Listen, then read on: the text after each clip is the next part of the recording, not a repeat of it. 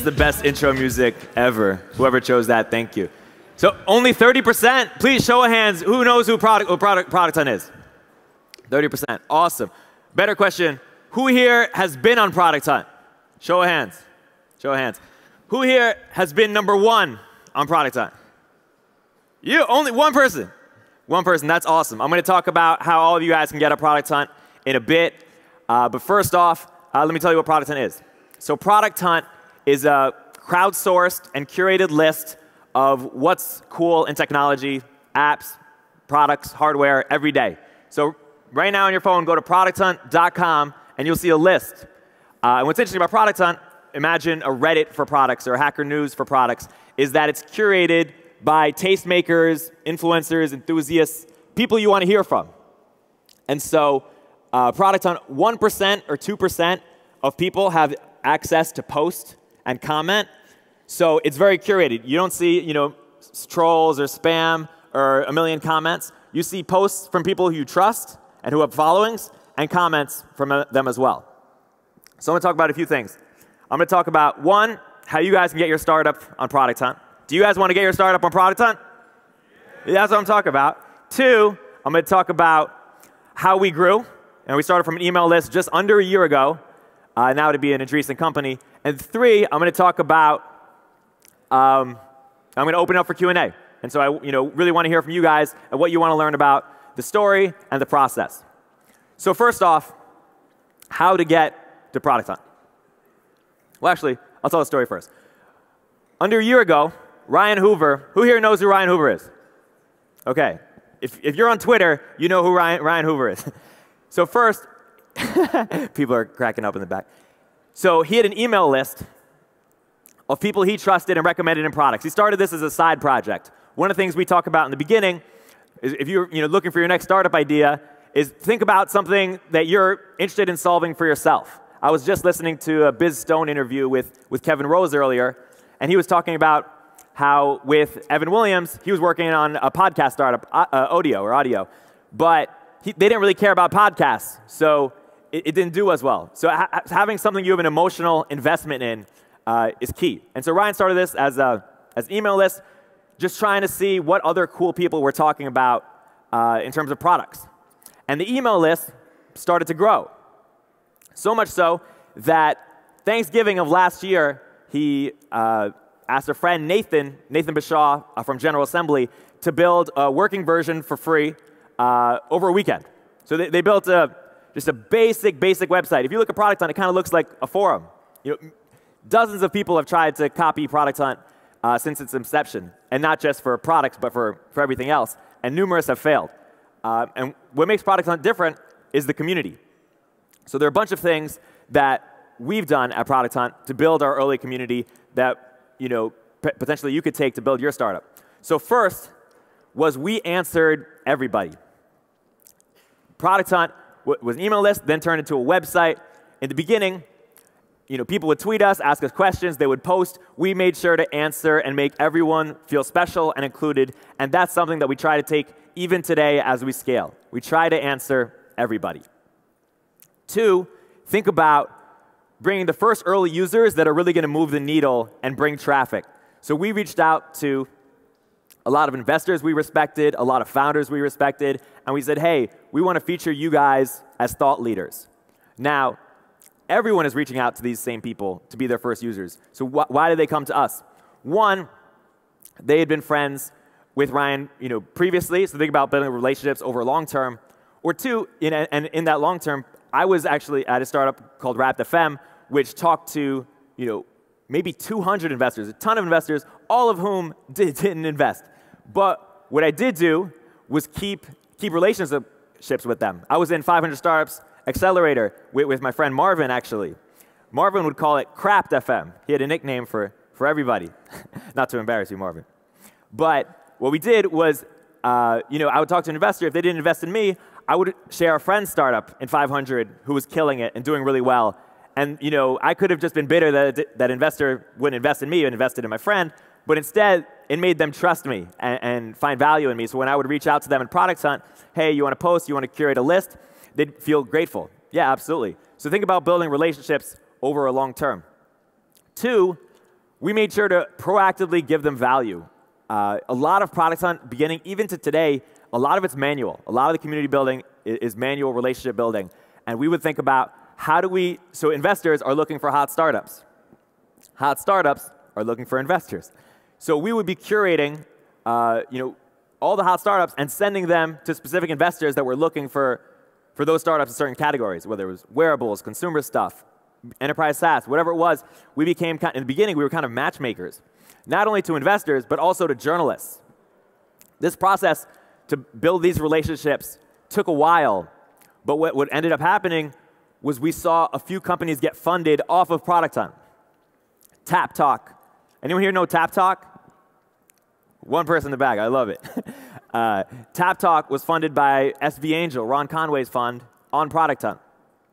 I think a few more people might know this one. Anyone know the app Yo? Anyone still use the app Yo? Wow, everyone who knows about it is still using it. That's impressive. Yo also blew up on Product Hunt and then ended up getting some funding. So Product Hunt, over time, became the place where investors were hanging out, where journalists were hanging out, where top founders were hanging out, and where you can get discovered. And really what it was us in the beginning building these manual relationships and manually connecting people through Product Hunt, through email. So think about how you can give your early users so much value that they can't get anywhere else. Also, we made them feel really special. We said Product Hunt is going to be this huge community that only 1% of people can curate. On Twitter, when you see someone has a first name handle, how also, it's kind of like they're an OG. They're a leader in technology. On Product Hunt, everyone has a user number. And when people come up to me on the street and be like, I'm user 37, or I'm user fit, like, it's a badge of pride. And also, they have access to comment or post, which back then didn't mean that much because we didn't have that many users. But now, they're reporters, in a sense. They have power to give people traffic. So think about how you can give your early users value, make them feel so exclusive, and consistently build those relationships with them. Also another thing we did was we let investors post their companies. So it's like, what's in it for them? Well, the companies you invest in get posted. You look like a great guy for giving them free traffic. And so think about it from there. Another thing we did was once we gave these people value, and always think about how you can give value right up front, we asked them if they were interested, and we said no pressure if not, if you would write about your experience. So we gave them a template blog post of what we were asking people to think about, and we said, hey, tell your story on Product Hunt if you're interested. If you're interested. And with the top 10 companies every day, we would ask them. Now, a lot of the companies would write blog posts about this because they had such a good experience. We gave them a lot of free traffic and high-quality traffic. And we have over 60, maybe more, blog posts, really well-written blog posts of people telling their story on Product Hunt. And that, we don't even write these blog posts. This is a lot of how we do inbound marketing. Other things we did was this idea, build in public. It's very important to us. So we were super transparent about what we were building. Every time we had a new design, we would publicize it and say, hey, what do you think? Or we would say, hey, what feature should we build? What do you want to see on Product Hunt? We made people feel like they had ownership over it. Now, this really was a side project for a long time. And it's interesting to kind of keep that underdog story. We got into YC in maybe May-ish, but we didn't announce it for a month and a half later. We raised a $1 million seed round. We didn't announce it for a few months later. We raised a 6.1 Series A from Andreessen. We didn't announce it until TechCrunch leaked it. Then we announced it. But this idea of making your users feel part of it from the very beginning is very important and consistently makes them feel part of the story. And they have this loyalty. When you reach out to a journalist in some of these other publications, if they answer you at all, it's very curt, it's very brief. For Product Hunt, especially in the beginning, and now we're still kind of trying to keep this with scale, we're actively trying to help people. So if you have a cool product, we want to introduce you to journalists. We want to introduce you to investors. We want to be that middleman. So these were a bunch of things we did on the community side. On the product side, the way Product Hunt is built is that in order to get the most out of Product Hunt, you have to share Product Hunt. You have to share your product to get the most votes. And so it kind of creates this race to the top competitive factor where everyone is sharing Product Hunt. We would find certain accelerators would email out to everyone on their accelerator, hey, vote for me on Product Hunt, vote for me on Product Hunt. So think about how you can build your product so that you consistently have this kind of competition phenomenon where they have to share in order to do well on it. Investment-wise, being on Product Hunt has been it's kind of changed the way I view investing so much, especially with previous companies. You think about, okay, I got to create this amazing deck. I got to have this super flushed out business plan, 5-year pro forma. And in a lot of cases, that's true. But Product Hunt didn't have a deck, didn't have spreadsheets. All the investment interest was inbound, was people wanting to talk to us. And it happened for a few reasons. And I'll draw general lessons. One, because Product Hunt's users were investors. And so they were the first people to see it. But two, because Product Hunt had traction. Since January, we've grown 50% month over month. Red hot traction. And Product Hunt, the investors weren't asking right away, how are you going to make money? They wanted to get on board right away. They knew. And what really changes the game for me in terms of how I perceive it is traction rules. Like you could talk about this big vision or you can have this beautiful deck, but if you're not growing at insane rates, that's not as compelling. Also, perception is also really important. If a lot of investors think that's the hot thing, they're going to be drawn to it. But at the end of the day, traction and real substance is what leads to it. And for us, it was interesting. In other companies, I was begging people to get involved. And there's so many comparisons with dating that people were making that I was like rejecting because I kept getting rejected. But it's so interesting, this idea that if investors wanted to invest, they're going to invest. And so all of this stuff about, hey, we'll look at it in a couple weeks, or hey, you're doing great, but come back to me, is just a polite no. If they want to invest, they're going to beg to invest. And it's really interesting to kind of see that process. Before I open for questions, a couple other community things. One, also meet your users. Like consistently, we're always talking to our users on Twitter, on Product Hunt, and building real relationships with them. But the last step was meeting them in person. So we've organized meetups, over 50 meetups around the world, really community-organized meetups. And we've written online about how we've done this, where people get to become ambassadors, and they get to meet other people in the community. And that's super important. Right now, we're organizing a 6-city tour where we're going to, around Europe. This is my first time in Europe, where we're going to meet other product hunters from around the world. And that loyalty, especially in the beginning, is super important as you build your community. So lastly, I want to tell you guys how you can get on Product Hunt. And a lot of this isn't super well documented yet, so it's kind of an exclusive for you guys. So one, if you want to put your startup on Product Hunt, and the way Product Hunt works, if you get to the top, you'll get a lot of hits. You'll get more hits than any other tech publication. If you're in the top 5, top 10, you're going to do very well. If you're below the top 15, you're not going to get a ton of traction. It really mostly it's a winner-take-all thing. And it's by the community vote, but there's a lot of things you, as a poster, can do to get your startup to the top. So first, how to get your startup on Product Hunt. You could submit through Product Hunt just directly, but I would say 99-point-something% don't get on the homepage. The best way to get on Product Hunt is you need to find the 1% of people who do have posting access, and you need to convince them that your product is amazing. And really, your product is going to do the work for you, but it needs to be so compelling that that 1% wants to do it. And a lot of people say, oh, I've been pitching you for weeks, and there's no way for me to get out, or it's just a San Francisco thing. No. Here's the fact. 45% of our community is outside the US, and 95% is outside San Francisco. If you convince, just look at the avatars every day, who can post. If you convince one of them, just show them your product, and if they're, people are actively looking to post the next cool thing. So find the poster. Don't submit cold through Product Hunt and email us at hello@Product Hunt. That's going to be at loss. Find a poster.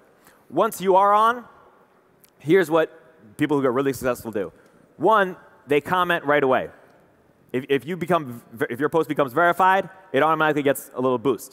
So they comment right away. And two, they share among the right people. They have, whether they're investors or other customers, they encourage people to comment, and not just, oh, love it, great job, but like real substantive Q&A. They do an Ask Me Anything, and they talk about the space or the opportunity or other competitors. And we actually have a lot of competitors come in. You want to create an insightful dialogue, because every day we look at what are the most interesting dialogues that are happening, and we promote them. Another opportunity that we just launched recently is you can do an exclusive launch. So either A, you can launch first on Product Hunt before anyone else and make a special landing page for Product Hunt, and your product gets starred, which automatically boosts it a bit. And we have a few every day, and we have to like the product, really like it for that to happen. Or two, you can offer a 20% discount for all Product Hunters, and you make a special landing page. But if you haven't been on Product Hunt and you have a fascinating product, I would love to talk to you. So with that, I want to open up for questions. Anything you want to ask on any, in terms of how we got early users, how we got, with YC, investment, whatever you guys want to ask, I'm super open. Thank you, guys. Good job, Erik.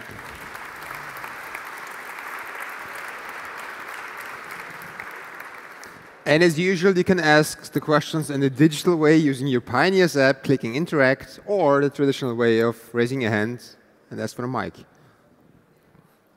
All right, 1, 2, 3. We take one first, then Slido, another one, Slido, and we go on that way. Hi. Hey. And I've got a question. What's your business model? How do you get revenue? Yeah. What do you mean? That's a great question. That's everyone's first question. So if you think about Product Hunt, we are driving customers to products. So every day, products are posted, and they get new customers. Product Hunt is right now for tech products, but in the future, we're going to expand to all sorts of products. Games, mobile games, movies, music, anything that can be launched and discovered. Well, there are lots of different ways we can make money, but the biggest opportunity, we drive installs and purchases, and there's a lot of ways in which we can get a cut of the action for bringing people together, for bringing startups and customers. OK, question from the audience submitted by Slido. How do you deal with voting fraud and voting rings? Yeah, we're actually working on, we talk to Hacker News and Reddit a lot about how to do that. So one, we can see of all the votes, pretty easily, who is friends with the founder. So if we see that over a certain percentage are the founder's friends, we automatically dock that startup in the multiplier. So we want the community to judge and not just, we encourage people to share, but if something is completely voted by the founder's friends, then we dock it and we tell everybody this. And also, a lot of people create bots to vote on Product Hunt, create fake Twitters, or algorithm for that, and we detect that easily and just bot it. But that is something we are actively working on and talking. Reddit, Alexis from Reddit is an investor of ours, and so is YC, obviously. And so we talk to them how to do that. Good question. Hi. So because this is a community business, yeah. So growing a community business means a lot of new challenges, because a community of 100 behaves much differently than a community of 100,000. Right. So what's your biggest challenge now, and how do you handle it with the impressive growth rate? Right. So great question. There are two challenges. One, how we made our community special by answering everybody. And so how do you answer everybody at scale? It's interesting. And we had a hackathon this past weekend, and someone created a Ryan Hoover bot that automatically reaches out to someone when their product is posted. And at first we were like, oh my God, take it off. This is lazy. But then we were like, wow, they're doing our work for us. This is kind of cool.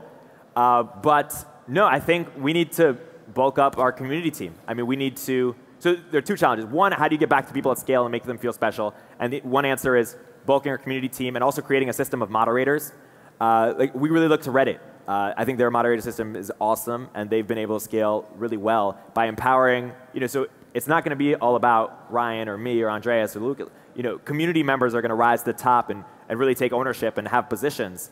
And they already do. But we can empower them further by giving them formal status. Two is how do we create community beyond tech? We knew tech. We knew the people in tech. We have investment for the tech world. The tech world is super open, and like everything works really well in tech. How are we going to expand that to other verticals where there are different rules, different players, different relationships that need to be made, whether it's gaming, whether it's fashion, whether it's music, whatever it is, that's going to be a big challenge.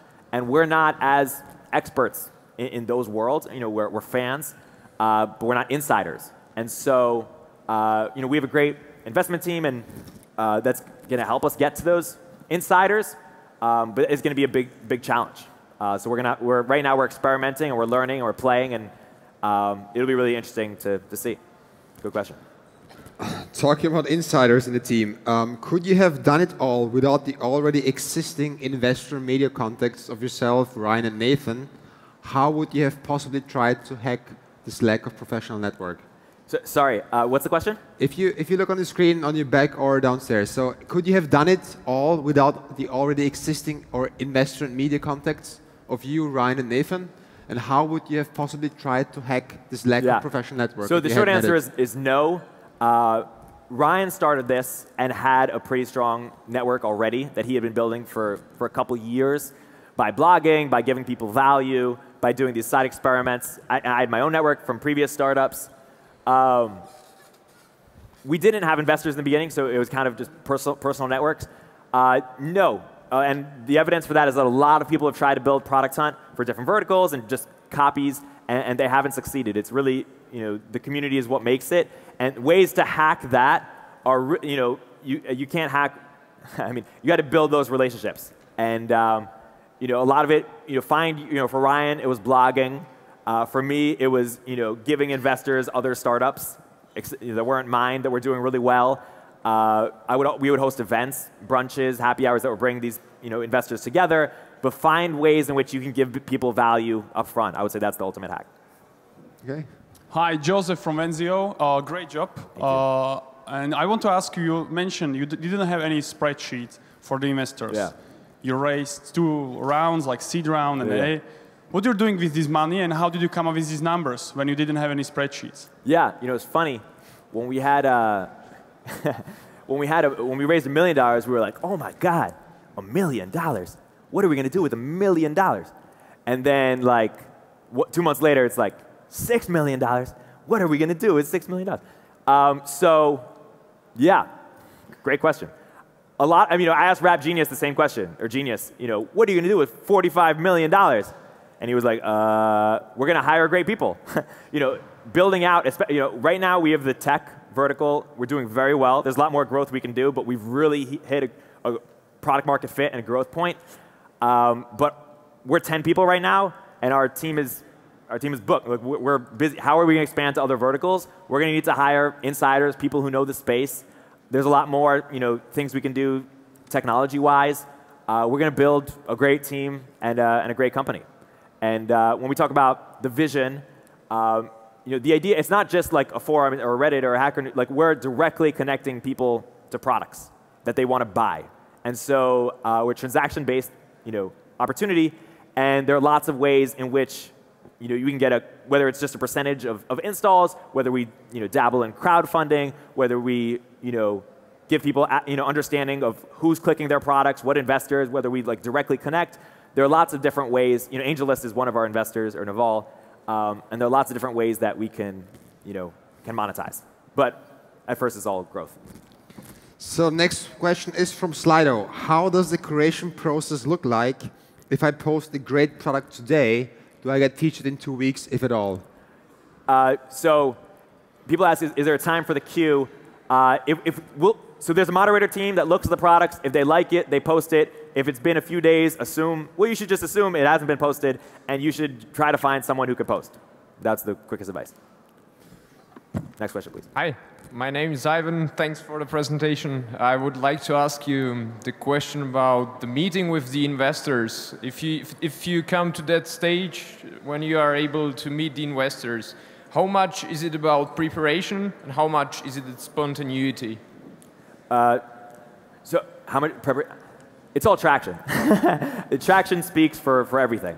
And so, yeah, we were just working so hard on our business that we weren't super prepared for investor meetings, but our growth numbers showed this. And I was also in some of the Genius meetings. Growth number shows this. That's good.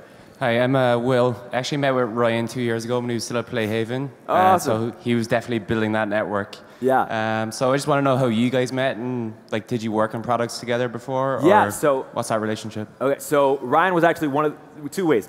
One, Ryan wrote an article on Turntable.fm a few years ago, which went pretty viral. And Wrapped.fm was a music tech startup, and so I saw that and wanted to learn from him. Little did I know, he was also a beta user for Wrapped.fm. He was one of my earliest, signups, and his best friend, Kelly McGrath at Playhaven, was one of the first rappers ever on Wrapped.fm. And so, a couple years ago, we became friends through that. Realized a lot of mutual interest.